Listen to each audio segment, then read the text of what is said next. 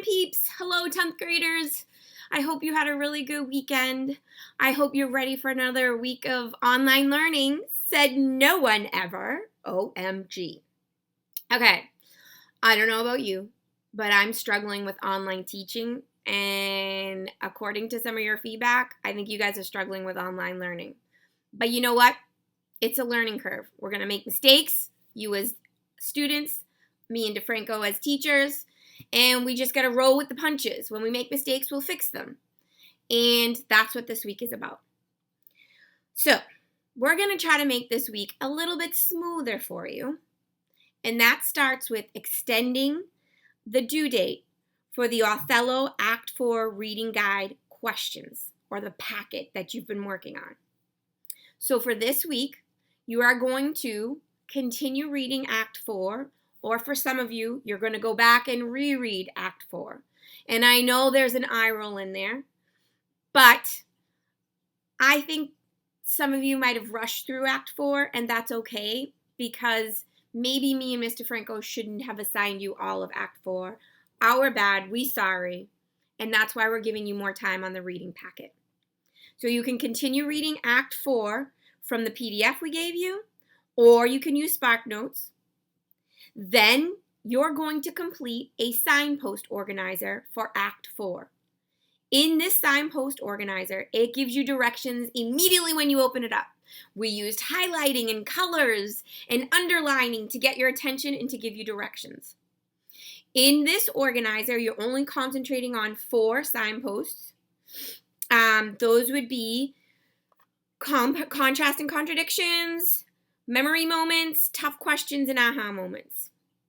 You need a total of 10, count them, 10 quotes in this organizer. For contrast and contradictions and for memory moments, we want 3 quotes each. And then for tough questions and aha moments, we want 2 quotes.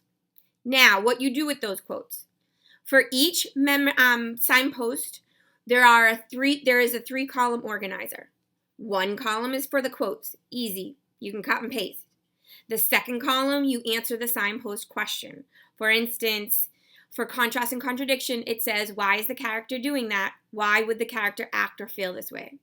You're going to give us your notes. We even included sentence stems that you can cut and paste. And for the last column are simply your reactions. How you feel about what you read, or about what the character did, or why the character did it, or what is this making you think, question, wonder. What do you think Shakespeare's trying to reveal to you about some sort of societal message, about men, about women, about manipulation, about deception, about just trust? So, for every column, the column where you answer the question for the signpost and you have your reaction for the signpost, you need because statements. If it's not the word because, it should be something like therefore, this leads me to believe. But if you do not explain the first part of your analysis with some form of a because statement, you will not get credit. I don't care if your notes are the most amazing thing in the world. If there's not something that explains why you feel the way you feel, or something that explains your analysis, it doesn't count. Okay, so 1, continue reading or rereading Act 4. 2, fill out the signpost organizer. And 3, continue working on the Act 4 guided reading questions. Now, what if you're a student who submitted your questions? No problem. We will revise it tomorrow. We will give you some notes and you can continue working on them. I know some of you are having formatting issues. If you need more space, just press enter and everything will move down a space. Remember when you're putting in your answers for the Othello Act 4 guided reading packet to put them in a different color ink. Do not use black. Use purple. Use green. Use a color we can see, but use any other color than black. Some things I want you to look to for tomorrow.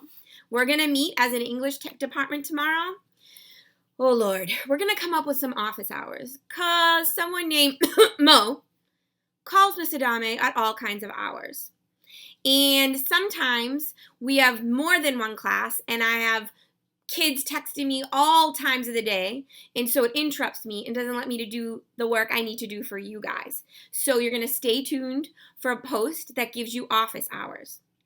Additionally to that, everyone is going to need to sign up at least once a week to have some video time using Hangouts with your teacher.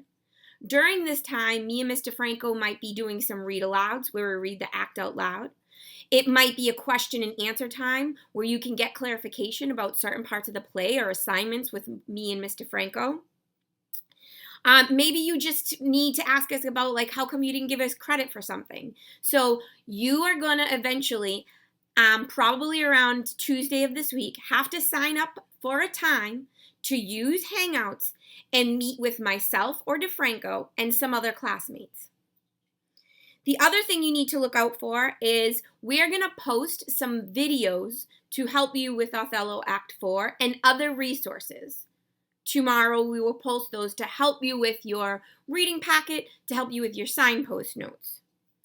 Finally, what will be going up tomorrow or Wednesday are your grades for your essays. We will not post your names. You're going to have to look for your ID number and then your grade for your essay. I think that's it. I've been talking for a long time. I am so sorry. I miss you guys so much. I hate working from home.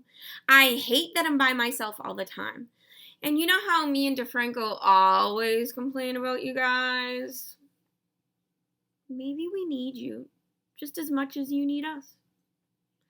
But we're going to get through this. We're going to learn. You're going to learn.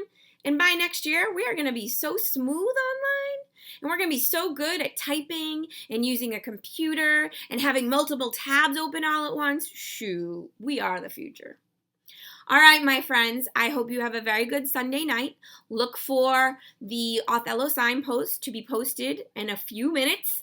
And I miss you. Have a good night.